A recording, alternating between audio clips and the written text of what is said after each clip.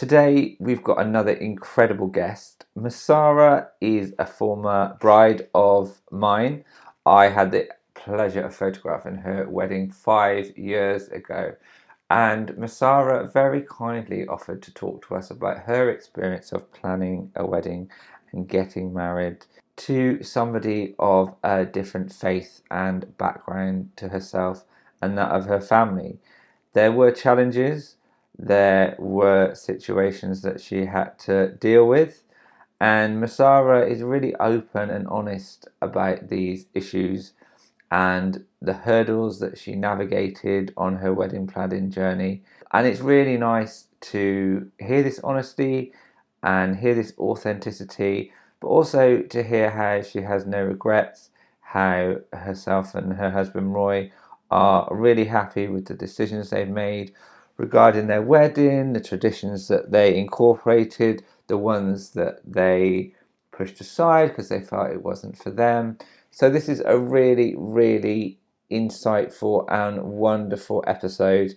And I know it's going to be really emotional for some of you to listen to, but I think it's really, really powerful what Mussara shares. So I just want to say once again to Mussara, thank you so much for taking the time and for being so open and honest.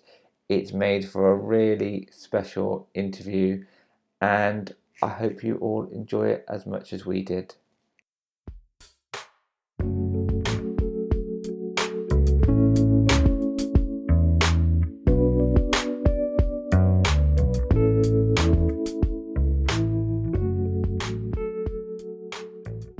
How we met was through the internet on a dating app. And I was super embarrassed initially about that. One, because I didn't think I was that kind of person who would have to look, because I'm so sociable and that's my job, relationship building, and I meet people all the time. But actually to find love, that isn't going to happen. And when I was younger and I went to university, that's how I met people, through education. And then I just thought, and it was friends who encouraged me. And Roy was one of three people I was chatting to online, and he was just so honest. That's what I loved. And I didn't feel there was an agenda. And the other thing was, he didn't ask me out on a date for like ages. And I was thinking, something's wrong. Why doesn't he? Why is he not? I don't need another friend. Who are you? I like you. And then when he did, he didn't ask me on a typical kind of like dinner date or whatever. He asked me to meet him for a coffee, and I loved that. So we met through a dating app is the succinct answer. Excellent. No, I like that. Yeah, I think attitudes have really, really changed around that, hasn't they? Now it's almost the norm to meet people on a dating app. So yeah, it's interesting how things have changed quite quickly, really, in a short space of time. But did you know, sort of, when you first went for that coffee, did you think, oh, he's the one? Or at what point did you think, oh, this is the guy I'd like to sort of spend my life with? I think it's not a knowing, it's a feeling. Yeah. It's just a feeling. And I wouldn't say it was love at first sight. And I was like, oh my God, the minute I saw him, obviously I'd been chatting with him, so I was thinking, I like you a lot, I want to know more. And when I saw him, lots of people tell me, oh my God, they knew the minute they'd seen the person that they were the person that they were going to be until they were 100. It wasn't that at all. But the feeling was that this is special. This is something that I need to be part of and invest in. And I kind of had that feeling that it was all going to be okay, in the sense that he would be the one. And I think that grows. Love is a journey. I always think it's a journey. You kind of go through it. And there have been lots of times, especially even on the wedding day, walking down the aisle, I was like, and when Roy, I had never seen him cry. He'd cried when his dad had passed away, but when we were doing our vows, he teared up. And that was a moment that was like, yes, if there is a knowing, then I knew right then. So Wow. it took the wedding to know, maybe, but I felt it much earlier. Yeah, I think, I get what you, I mean, the whole sort of like the journey, because even after your wedding, your relationship continues on that journey, doesn't it? It's, you know, there are the highs, there are the lows, there are your opportunity to support your partner, their opportunity to support you. So it's, the whole process is definitely a journey. So at what point did you start meeting Roy's family? When did he start meeting your family and your friends? And how did that work for you guys? It worked. We kind of did it straight away. It wasn't, and maybe that is part of that knowing, you know, subconsciously. It didn't feel, I wasn't like, and I've done it in the past, I'm not ready to meet anyone, you know, I don't know even if I want like my loved ones to know yet. But with Roy, it was different. It was, you know, Roy said, oh, my mum would love to meet you. So I met his mum first. She came, we lived at the time. Well, we didn't live there. He lived in Bishop Stortford in an apartment, and I lived in Dunmow in an apartment. And he said, she'll come over to mine. And I was super nervous. I didn't know what, he hadn't said a lot. He's very quiet. Roy, it takes a while for him to share stuff, and it did with me. So I didn't know a lot about her, and we're very different. So I'm very chatty. I want to know details. I want to know the colour of her hair and everything. How tall is she? Those things are irrelevant to him. You know, it's the small stuff. He never thinks about those things. So I had built up an image about her and all sorts of things. And she was so lovely. I was nervous. I'd made an effort to get dressed up. And I thought, why? After I met her, I thought, why did I do all that? I wanted to make a good impression because, again, maybe subconsciously I knew, you know, this is important stuff for me. And I want them to love me and like me. I want them to love me immediately. And he'd said she was very easygoing, and it was, and he was very sensible. He just kept it very short, you know, quick coffee, a quick introduction. And then slowly we just, I think I met his dad briefly. We were going to a wedding and I wore an Indian dress, kind of like East meets West. And it was really colourful. And he said, oh, let's just pop in and say hello to mum and dad. So I met him then. And I remember his dad being like, oh my God, I'd never seen somebody in an Indian dress before. And he made me twirl, and he wanted to touch everything on the dress and all of those kind of things. And then we just took the opportunity that if there was any opportunity for Roy to attend anything with me, he would, and the same for him. So he had work functions, some of them are his colleagues and friends, and I would go along like to garden party, work events, anything. And then with my family, it was a bit more formal. We knew there would be a struggle with that because Roy was the first, I refer to him as blue and blonde rather than Caucasian. I hate that word. But he was the first blue and blonde person in our family. And the other issue we had, that our family is quite split in their religious beliefs. So we grew up in a Muslim home, but it wasn't a very strict religiously. But as we kind of went to university and went our own separate ways as such, two of my siblings, a brother and a sister, became practicing Muslims, and they, you know, we have struggles with that. And I know you haven't asked me yet, but the struggles were that they won't accept Roy as my husband. And it is difficult, and it's, you know, it's something we've come to terms with, because they still love me and I love them, and they're my brother and sister, but actually on a day-to-day basis they're not part of my living. If they were, I think it couldn't work. But also they have, you know, they accept me, but they accept Roy as my partner or boyfriend. So they, you know, that's uncomfortable. And I didn't know that at that stage when we were first introducing Roy to the family, but I thought they'd be a bit softer and kinder, but they weren't, and they haven't been, to be honest. We're 5 years on now, and we're in the middle of thinking about adoption as well. So there's lots of issues there, because I want them, you know, this is a child that's our child, and we are married. It means a lot to us. That's why we had a wedding. Of course. And it represents a lot. So Roy did eventually meet my mum initially first. She loved him. If my mum makes rotis, chapatis, fresh ones, then she likes you. She's not the kind of lady to cook you food if she doesn't like you. She will give you a glass of water because it's part of her culture that you have to look after your guests. But you will know if she really cares. And she did. Yeah, lovely. So meeting mum on his own was wonderful, but then we met everyone else and it wasn't so great. Okay. But did you guys discuss that, Mussara? So after that initial meeting, where the reception wasn't warm, and you guys realised that, did you go home afterwards and discuss the way that he'd been received by those family members? We did, but also I just want to add that the meeting of the wider family was actually very near to the wedding. It'd been left that late because some of my family don't live in this country. They live in Dubai, and it was just not practical, and we couldn't do that.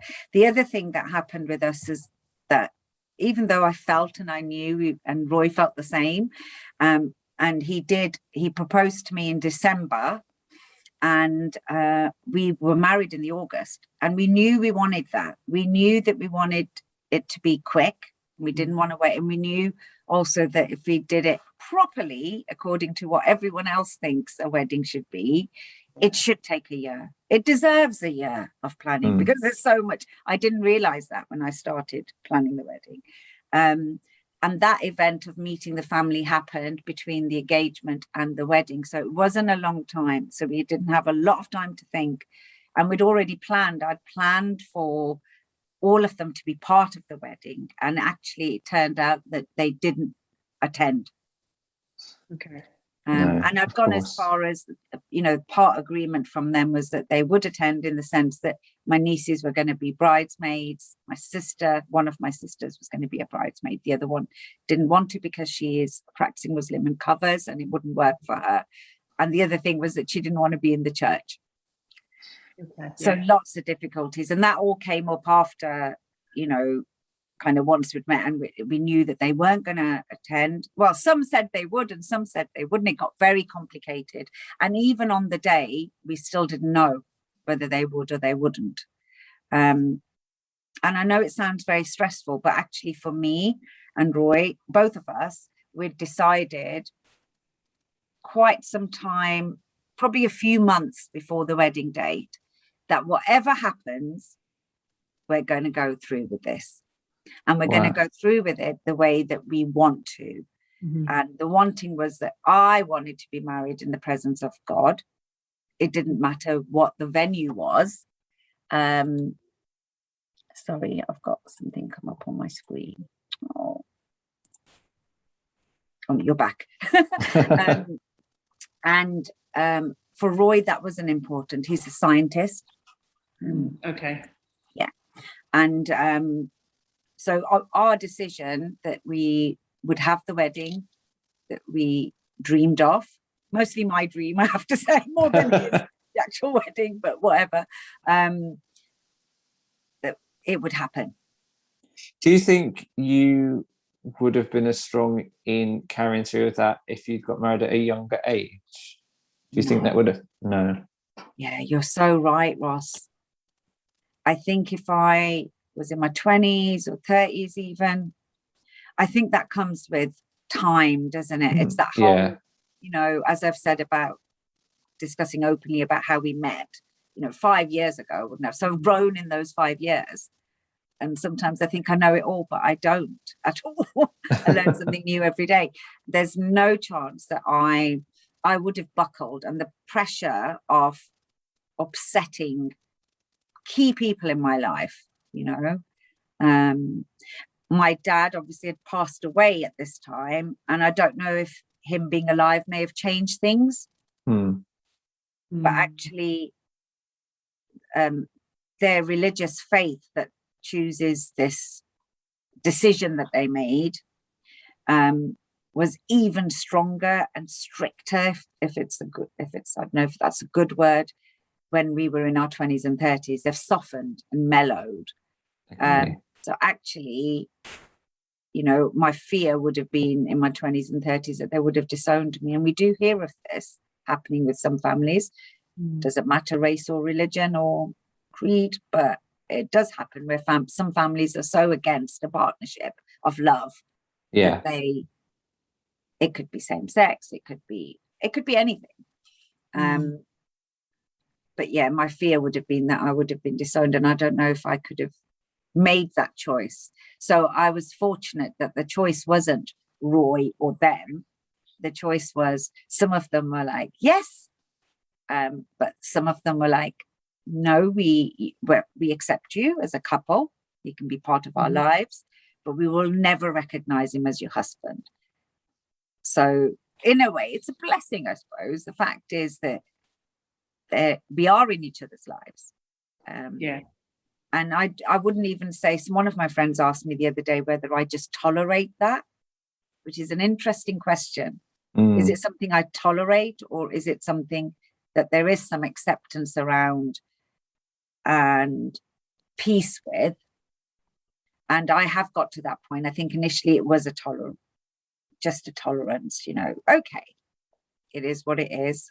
And if that's the case, that's fine. You're not in my living every day.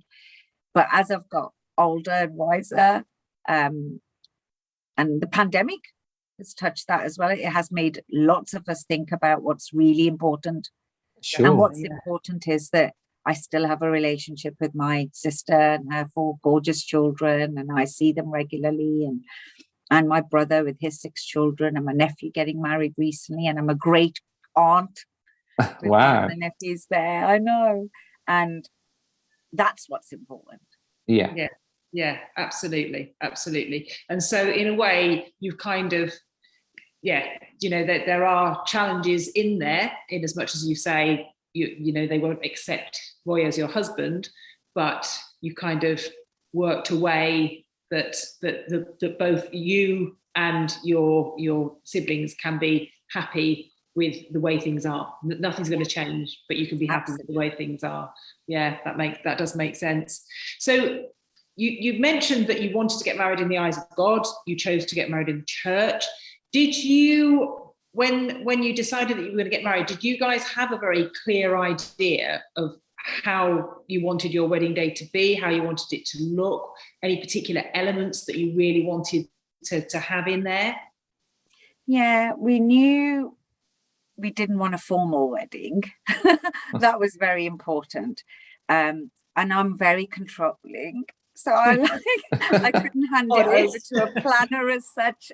Or looking back, I think I would have liked to have a wedding planner. I've met some since who've helped with my niece's wedding and my nephew's wedding recently. And I know the benefit of having a planner. I think I would have liked a kind of planner that I was very close and intimate with. So I'd need that really great relationship that I mentioned that I had with Ross as a photographer. I'd need that very same thing with the planner. But I didn't want formal. I wanted informal. And the other thing is I learned through the process that I didn't actually know what I liked. That was very hard. You know, I've got a friend getting married next June and we're planning, and it's the colour. What is your colour theme? And I remember walking into our garden and there was a blush rose, and I said, that's the colour. And it was as random as that, you know, there was no thought process to it. And the other thing that was important to us was, as I said, about where we had the ceremony and how that was going to look.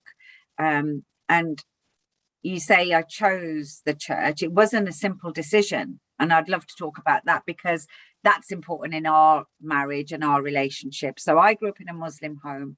Roy obviously grew up in a Christian kind of home, but he's a scientist, so his beliefs are a little bit different. And initially Roy had said, so kind of him, he isn't controlling at all. He's total opposite of me. So he said, you have what you would like. I'll be happy with what you have that you're happy with, which is lovely. And I said, I think also this was me thinking that this will keep the family happy too.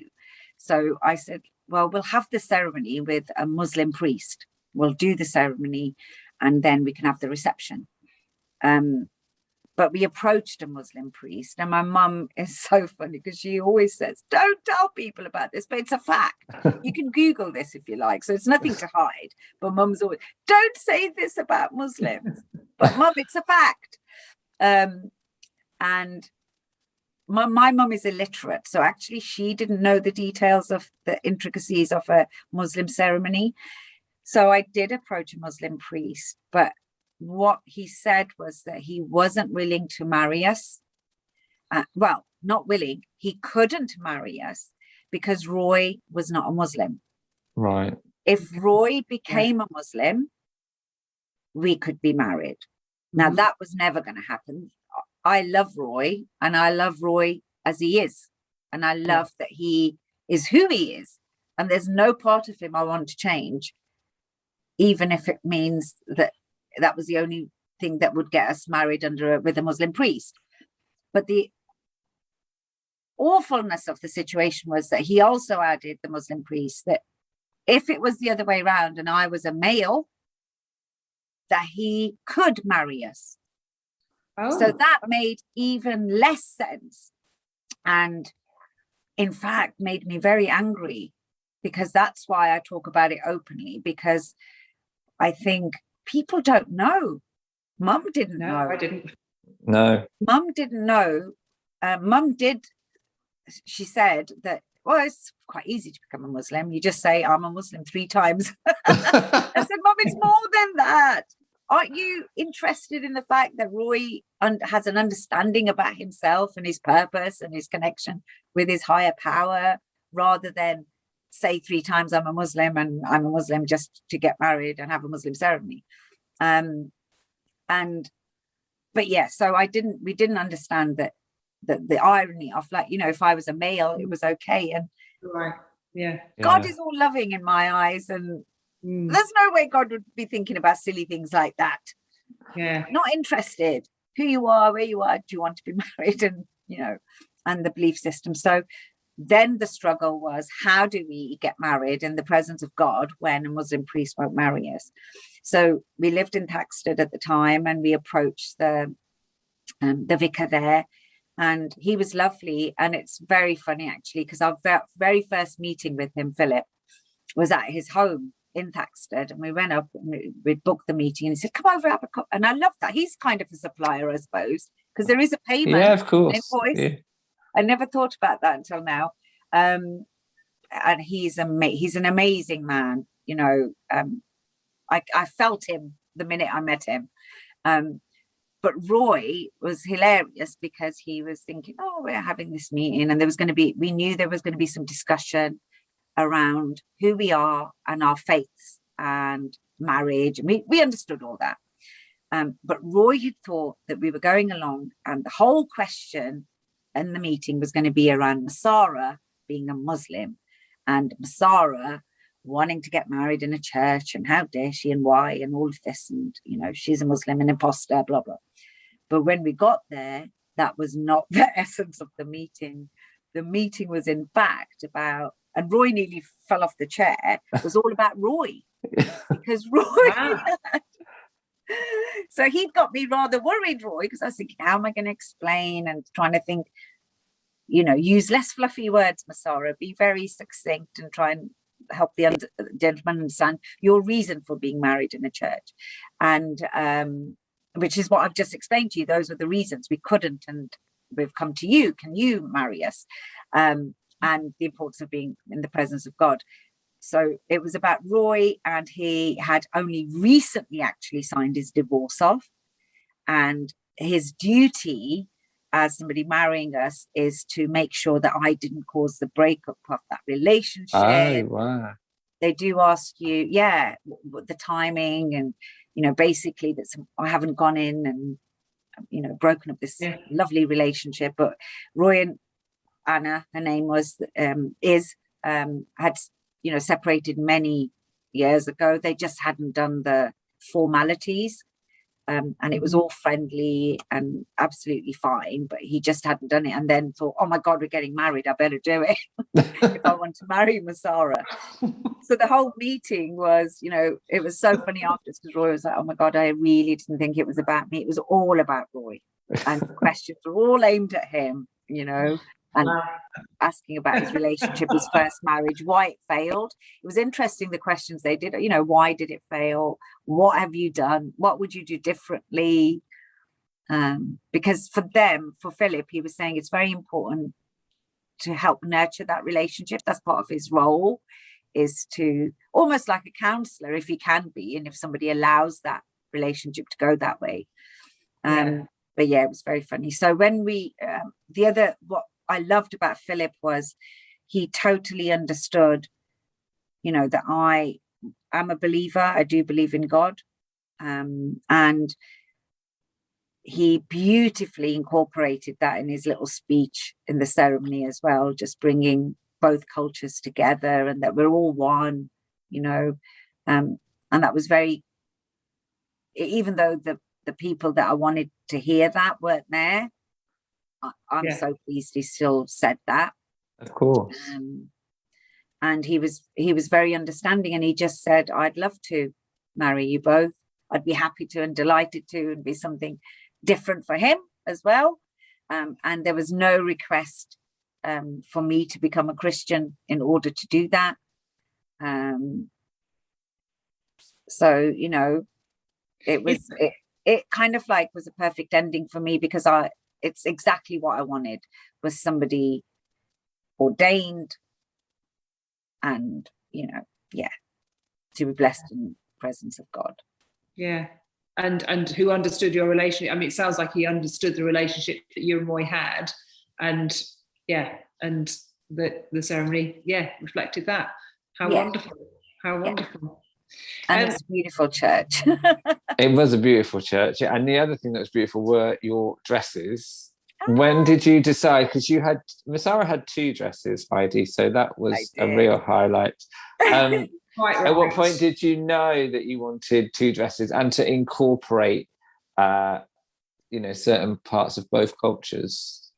Yeah, it was very difficult, because I've said, you know, Roy had seen me in an Indian dress before. It was very East meets West, that kind of wedding I attended, and it's almost like a ball gown. Roy had no idea that I would be coming down the aisle in an Indian dress, and it did surprise him, but he loved it. He loved it. So Mum was buying my dress, and I did try lots. I went with girlfriends and Mum, and we tried lots. You know, in my eyes, I thought I would look great in like a tea dress. That was very me, like very fitted and not full length. And when I put it on, it looked awful. I just, you know, the things that you have and that's why, you know, bridal gown shops are experts, aren't they? If you find the right person who can help you find what suits you and your, not just your body shape, because I think it's more than that. It's about your aura and how you're going to move and feel and how you express yourself. And they were just not working in the kind of traditional white with wedding dresses. I tried all of them, all sorts, trails, princess, everything. And then eventually I said to my mum, was the one who said, let's go and try in an Indian shop. And we did. And I knew when I saw the dress, so it was white. So I tried to import, what I wanted was, our traditional wedding dresses are red. It represents the same thing a white wedding dress does. Okay. For a wedding, you know, in the West. And lots of actually South Asians or the Arab world will incorporate 2 dresses. They'll have the very traditional red dress and they'll still have the white wedding dress. But I wanted to bring both in together. So I wasn't the first person to wear a white Indian wedding dress. It's happened before. And so when I saw it, and the time scale was the problem, because to have one made to measure would take more than the time I had. So I had 5 months. So I'd started shopping in the February, March. So we decided to buy the one on display, which was great because you get a little bit of a discount, but actually I knew it wasn't going to stay that way. It was very different to what it looked like when Ross saw it and I came to the church. It was huge and very different. But what I loved was it had that veil. And amazing in an Indian wedding dress, it's called a dupatta, which is like a very large shawl. It's the shape of a shawl, but this wasn't. It was like a veil. But the other thing with Indian wedding dresses is that they're so sequenced and intricate, really heavy. Okay.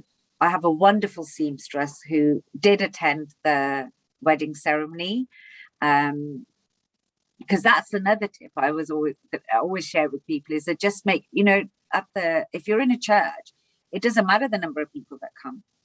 Whereas your formal reception, there's a limited number. Ours was very strict because it was a listed building and all of that kind of thing. And if I'd known more, I would have invited more people to the ceremony, because the ceremony itself is the essence of the day. Yeah. So much that happens there. But anyway, I invited the seamstress there because I'm very close to her, and she does a lot of my kind of like day-to-day wear for me. So she changed it totally, took out lots of netting, and it was a bit more fitted, but it was a two-piece.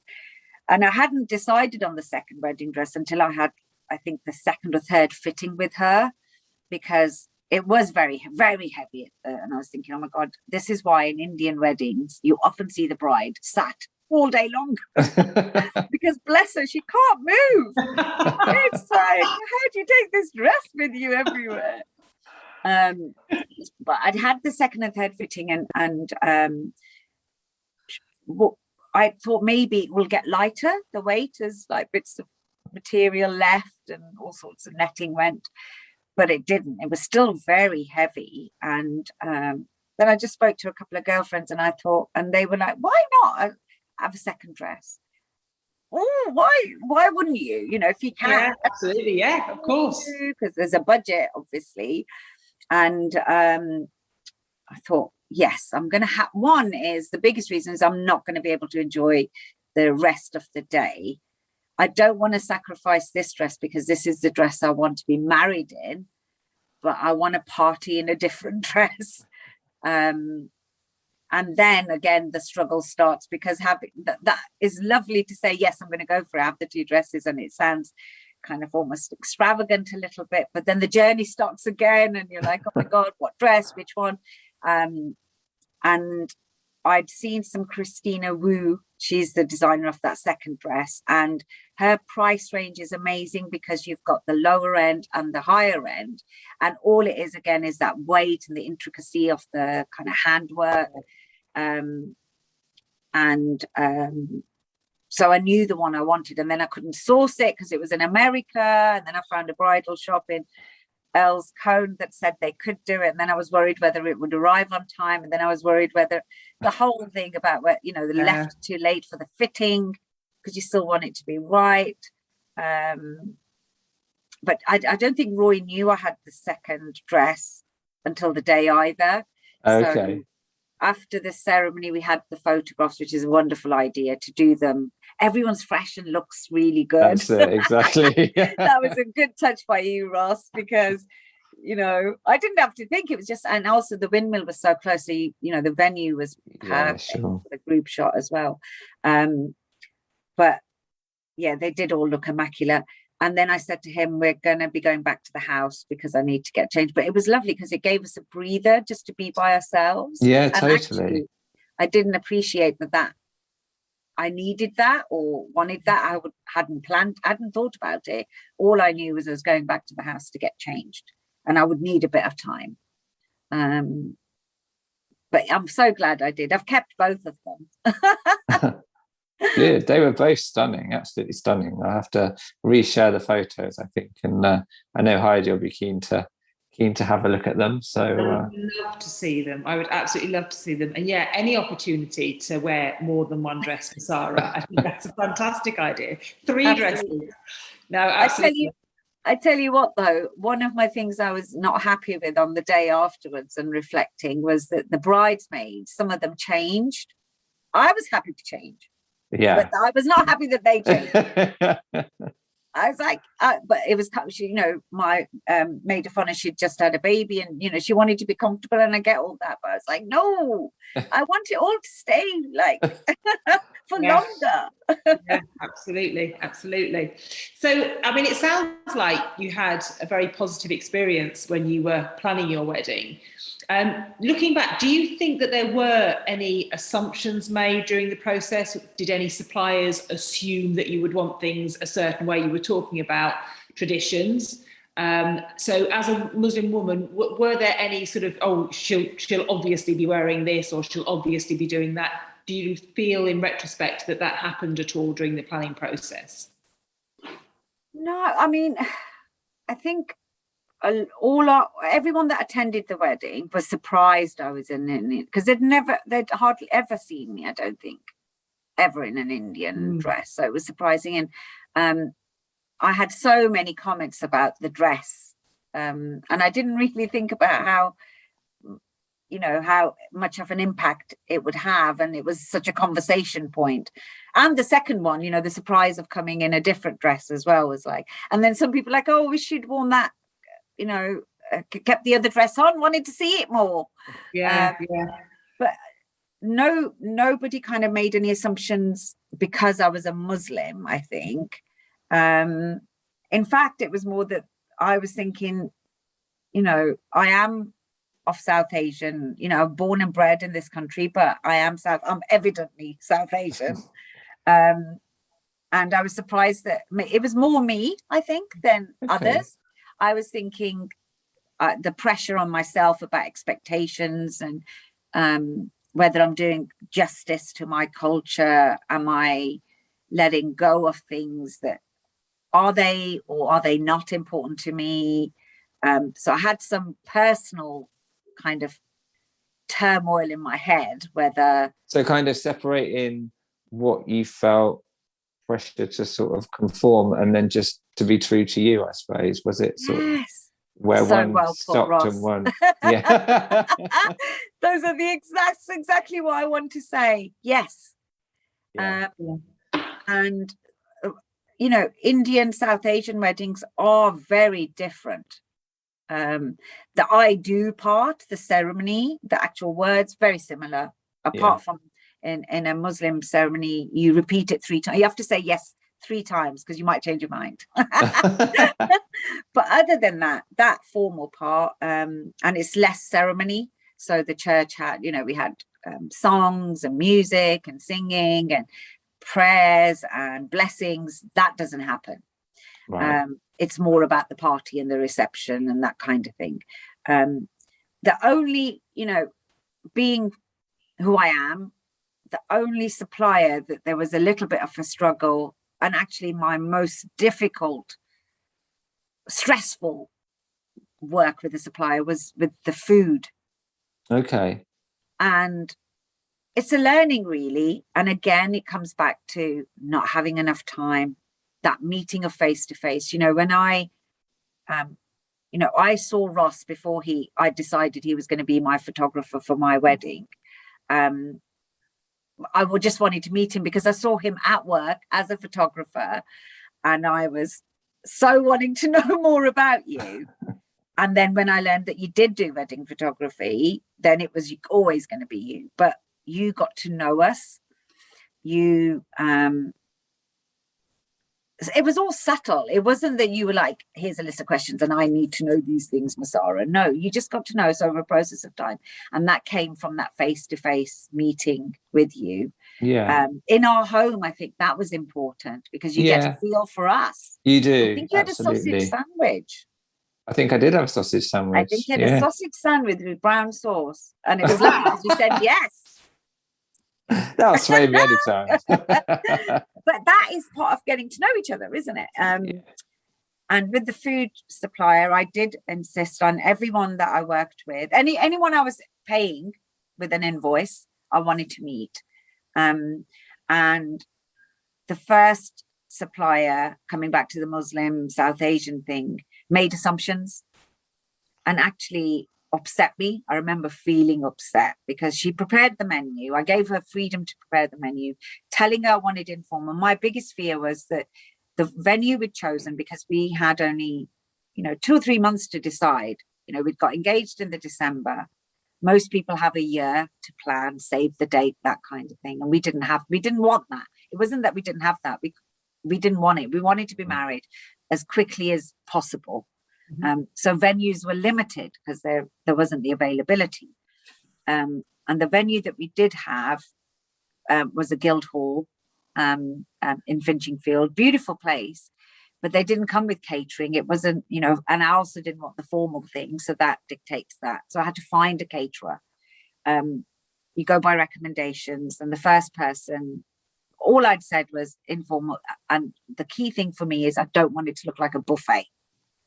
No, I remember one of the groomsmen saying to me, we were just joking that at the dinner before the wedding day, we'd all got together and gone out for like a meal. And he said, right, tomorrow I'm going to go after the wedding photos. I'm going to go, buffet, everyone. And I was like, 45, because it'd been a big thing between us all, you know. There was a lot of us involved. There were groomsmen, there were Roy's brother, there were, you know,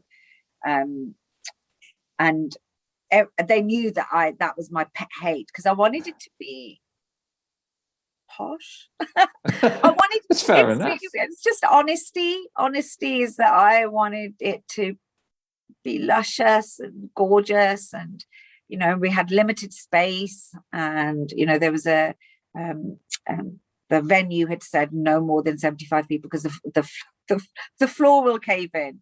And I didn't realize till afterwards that she actually came to check, but it's her duty to check, you know, health and safety and all of that. So we couldn't seat 75 people in a formal dinner setting in that venue. It wouldn't have worked. But I still wanted the food to be that is definitely me bringing some of my culture into this wedding, because in our weddings, it's not about the venue. It's not about decor. It's all about the food. And they never have RSVP. You know, my niece's wedding had 1,000 people, at least 1,000. You don't wow. And it's, you know, you don't RSVP. You just take the whole tribe with you. Everyone's welcome.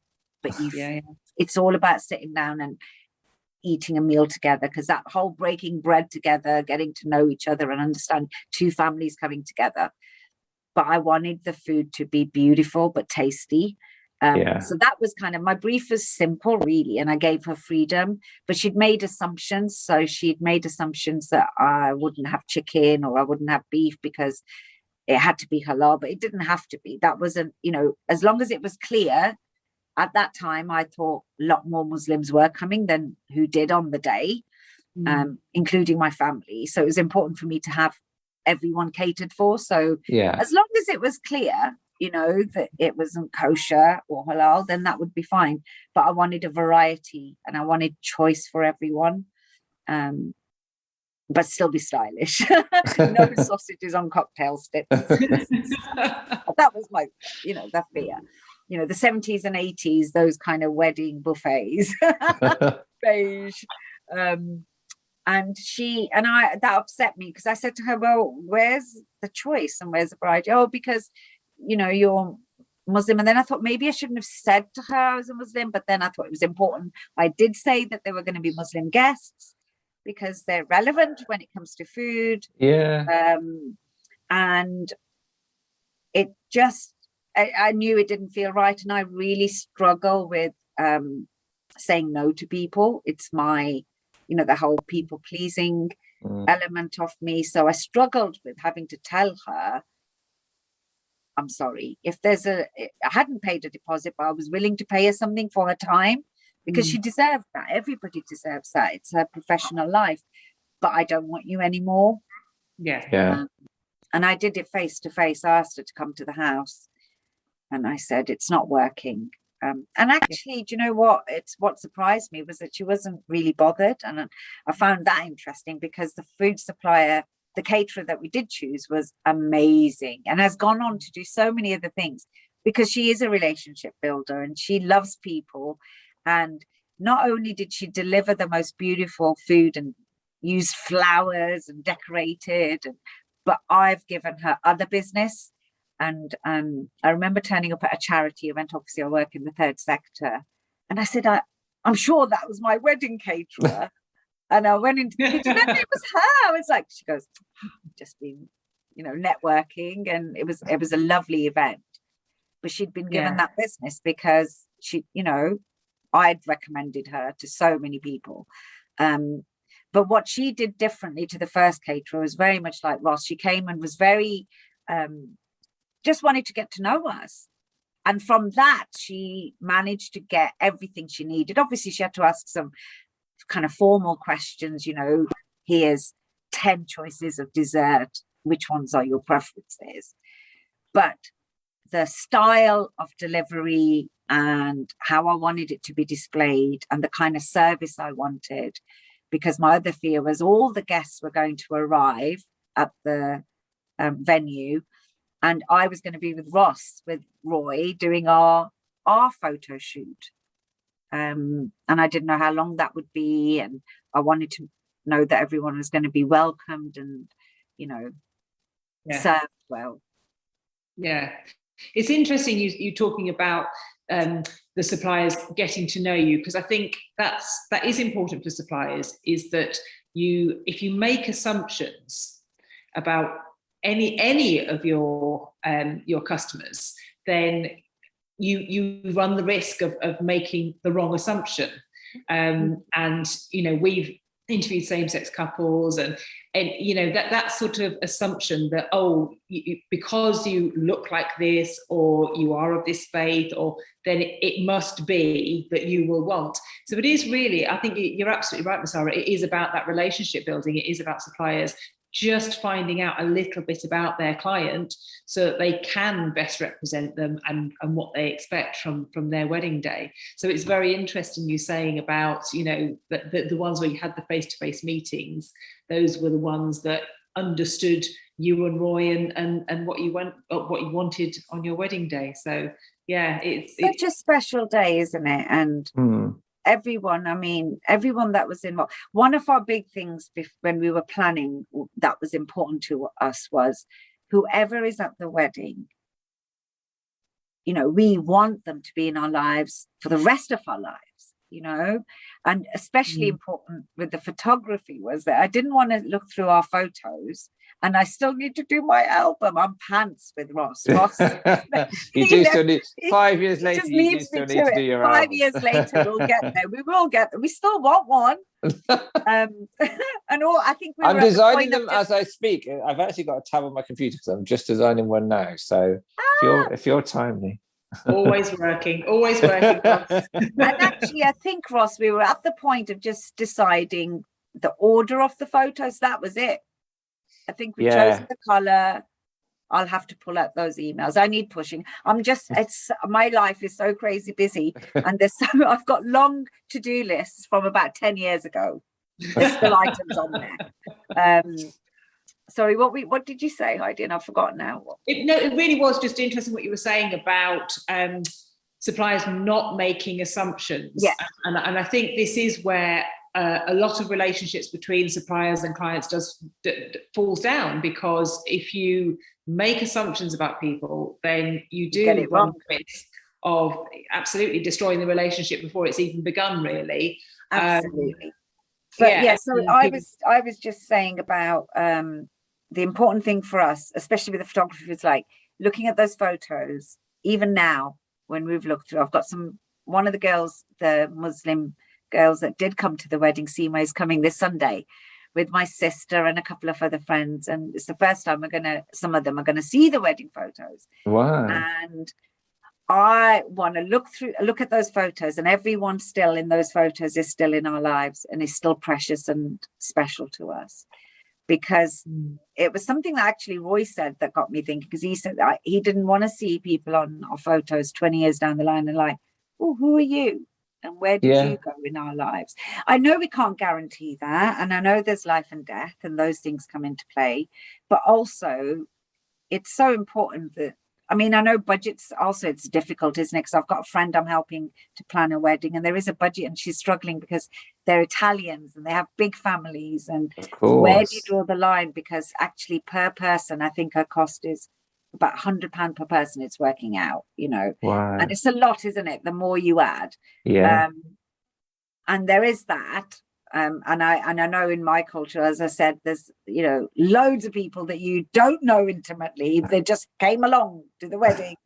But when Roy said that, it meant so much to me. And it is important. I want to look through those photos and know everyone and still know them. Yeah. And what do they look, or do they talk to you about your wedding? Is there a certain thing that they all remember most about the day, or that they talk about still? the ceremony and the church, and I think the dress. Lots of people still talk about the dress. It's funny, isn't it? And I think some of the people that were there, I don't see regularly, and they're quite a distance away. So a lot of them we'd seen like the day before a little bit as well. So it was just remembering the time that we were able to spend together, because Calvin, who's one of my dearest friends I've known since I was 21, it was our first job, our first graduate job. And we were in Scotland, based in Scotland, and he lived in Liverpool and I'd been in Birmingham, and I've known him since then. I still know him. He's a financial advisor, so he's helping us with the build. It's somebody I would love to see every day, and did for like 4 years of my life while I lived in Scotland, but then haven't, over the space of the next 30 years. It's astonishing, isn't it? But he's so dear to me. And when we think about the wedding, we reminisce about the fact that we saw each other, Yeah, of course. And actually thinking about the wedding, one of the things I was thinking about when you asked me to do this was that I wish I'd listened to somebody who'd said something to me. And it was a good piece of advice, which was try and stay in the moment. And I'm a big, I talk about it a lot, stay in the moment, Eckhart Tolle and all of the practices that are going about well-being. But actually on that day, I wish I had done that more. And I wish somebody like in the morning maybe had said to me, it's here, it's going to be busy, there's going to be people you haven't seen for a long time, but try and enjoy every moment. So every conversation I had, and I wish I'd done more of that. I wish I hadn't been constantly thinking about the next thing. I wasn't worried about stuff like with you, Ross, say the photography. I wasn't anxious about that. I wasn't anxious about the food and the catering or the venue or any of the kind of like planning and the suppliers. I was just anxious about people having a good time. Yeah. And worried whether they were or weren't having a good time. And I hardly saw Roy, and I saw lots of people, but I don't remember a lot of conversations. And there were some people I kind of looked back and thought, I wish I'd spent longer with them. But I think we're always going to have those kind of niggles. Yeah, definitely. But staying in the moment's a really good one, and it comes up a lot when we ask for advice. It is to stay in the moment, or take a few moments like you did when you changed your outfit. Just step away and breathe it all in, really, and enjoy it. Yeah, it is easier said than done, but that is great advice to sort of have guests at your wedding that you will remember when you look at those photos. And hand on heart, there are guests in my wedding photos whose names I can't even remember, just because work colleagues, and you do those ridiculous things where you invite people that perhaps shouldn't be there. But yeah, definitely to sort of try and find the time to sort of engage with what's actually happening, because it's very easy to try and get around those guests. So looking back at the planning process, was there anything in particular that you feel that you stressed over at the time that looking back you really needn't have done? Oh, I had my funniest moment was with my flower person. So I'd met them and we'd attended, kind of wedding shows where you meet suppliers, just a few. We didn't have the time to go do a lot of those. I met her in a queue in Tesco. I overheard this lady talking about flowers and weddings, and I was like, I love it. And we got chatting, and I loved her because what I also wanted, and it was interesting for me because she said, I can either pick the flowers myself and the actual buying process, or you can come with me to the flower market. I said, I want to come to the flower market. But actually, I should have left it to her expertise, because when I got there, there was just so much choice. I was like, which blush rose do we go for? And she is the expert. But on the day in the morning, so she'd provided like some gyp and decoration for the church. And then she was decorating the venue. And that's the problem with an informal venue. You've got to decorate and have people help you with that. Yeah.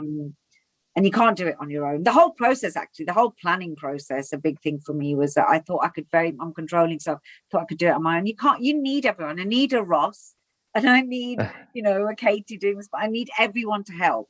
And I need to ask people for that help as well. So she was going to decorate the venue, and she knew we'd had the meeting. We'd been there a couple of times to look at where we wanted bits and the things that we wanted kind of displayed. I'd had a very good friend put some beautiful quotes on big white hearts to go from, Scott Fitzgerald and all sorts of stuff. Dylan, they were lovely. I've still kept those. And so I'd given her the brief, and I kind of trusted her as well. And she'd got to know me. We'd had several meetings. But actually, when I arrived on the day, and Ross met us at the outside of the venue with money. I love those photos in my dress with the Austin Martin. It was like, yes, it's not ours, but I kind of will enjoy it for the day.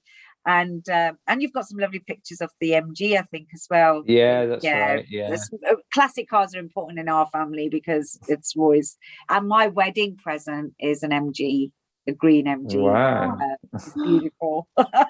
I've even asked Ross actually to photograph the MGs at some point. Oh yeah, of course. You remember? You said yes. Yeah, I will do anytime. And so we took the photographs outside, and kind of Ross caught. There's a lovely photo of me walking to the venue. I love that photo of Roy and I. It's just from the back, but it's just beautiful, that moment you captured. And as I went in where the sign was, there was a vase of like some flowers. And that was not, I was like, who put that there? Why did you do that? And I kept thinking, and I lost that moment because I should be enjoying everyone being there, they're waiting for us to go in and all of that. But I obsessed about that vase, and I planned like, how am I going to get it? I've got to move it. I must ask somebody. Somebody might know exactly what I mean. It just looked awful because we'd had this sign made, Mussara and Roy's wedding and our date on there, and it shouldn't have been there. And I was just hoping and praying that Ross was never going to photograph that. And I thought, no, he won't, because Ross has got style. He would know that's not going to make a pretty photo. But yeah, obsessed about that, and I wish I hadn't. It was irrelevant. Absolutely. Yeah. Nobody else saw it. Nobody else noticed. Nobody else has ever brought it up. It's all in my head. And the other thing I worried about, which actually Ross helped me with, was the first dance. So what happened was that Roy had never wanted it. Never. In the May, we'd had his brother's wedding, and his brother's wedding was a very formal tops, tails, that kind of wedding. And Bryony, my sister-in-law, who's my bridesmaid as well, had said it was her worst part of her wedding and she'd never do it again, the first dance. It was so awkward. It made some lovely photos, but it was horrible for her. It was caused so much anxiety that actually spoilt it, the whole thing. They didn't enjoy it. And I said to Roy, you don't want it, I do, because I wanted to do something Indian as well. And Roy was really nervous about it, was really hoping it wasn't going to happen. So what we decided was it was going to be very informal. If it happened, it's fine. And what I loved was that obviously there would be photos involved with that. And Ross was you were very sensitive around that whole thing. And he just gently came up to me and said, do you think we're going to have the first dance? And I just said, I don't think so, Ross. And he said, it's fine. And there was no big deal. Yeah. And nobody else knew apart from Ross and us, but I loved that because actually I was worried about it, and you just saying that just calmed me down, because I just thought, oh, I can just let go now because it's not happening. I've verbalized it to the only other person that knows about this possible, is there going to be one or is there not going to be one? And it just didn't work. It's very much it's a classic expectation, though, isn't it? That we all feel that there are certain things that you have to do. For this to be a wedding, you have to do this, you have to do that. But actually, you learn quite quickly that there are very few rules around weddings. it's your day, it's your celebration, it's you and your partner coming together and friends and family celebrating that union. And yeah, a first dance for some people, it's wonderful, you know, it starts the party, it's all eyes on us. But if you're not that kind of person, if you're not an all eyes on me kind of person, I can imagine, yeah, torture, absolute torture, thinking about everyone looking at me. So again, I think it's a really important message. Another one, really, that you don't have to conform. You don't have to do the things that everybody does at weddings. It's your day, and it's entirely up to you which of those traditions you celebrate, which of them you ditch, and it's your day. That's it. At the end of it, it's your day. So, do either of you look back with regret that you didn't have the first dance? No, not at all. We're super grateful. No, not at all. You know, and I think it's you know, you've both said it, but Ross, you said earlier about that conforming and expectations, and the doing justice to yourself and who you are and what you want. And that was me, you know. I just, should I? And I was the one who's kind of like, really, I mean, I think Roy wouldn't have even thought about it. It was me who'd suggested it, because I felt somehow that, I don't know, it is difficult, but we don't have any regrets, and we're and pleased that we don't have evidence of Roy doing the stag dance. Oh, fantastic. Well, Mussara, I can't thank you enough. You've been so open and honest and really insightful. And I think everyone listening is going to be really inspired by what you said. So thank you so much for your time and telling your story. Thank you, Mussara. So much. Yeah, thank you for inviting me, Ross. And I was just saying, it's been a beautiful process, because you just asking me and the timing with our 5th wedding anniversary. And it's been so lovely the last few days, just thinking about it, just remembering and thinking and rejoicing and celebrating, and lovely. So thank you. Thank you. Take care. We'll speak to you soon. Look after yourselves. Bye. Bye. Thank you. Bye. Bye. Bye.